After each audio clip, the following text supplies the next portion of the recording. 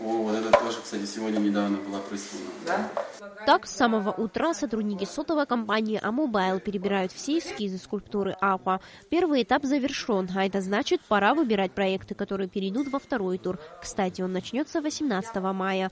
Авторы конкурса на этот раз решили не идти обычным путем и дали возможность выбрать лучшую скульптуру жителям Абхазии. Тем самым проект стал национальным. Наш проект дал возможность принять участие всем, кто имеет желание видеть новый символ нашей столицы, видеть его таким, как он себе это представляет.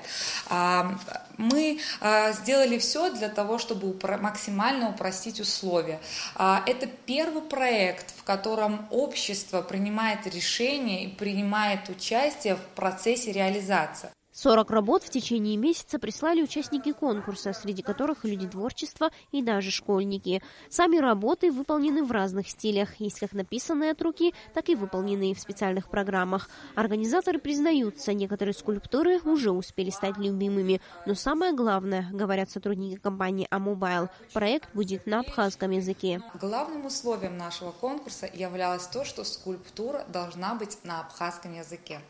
Среди участников, приславших свои работы, есть как школьники, потому что среди работ мы можем видеть работы, отрисованные карандашом, фломастером, а также работы уже профессионалов, архитекторов, дизайнеров.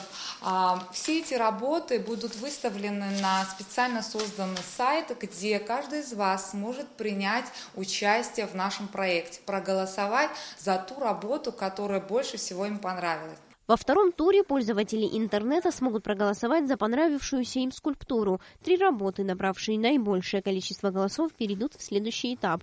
Выявление победителя среди финалистов конкурса состоится на заседании комиссии по монументальному искусству при правительстве Абхазии.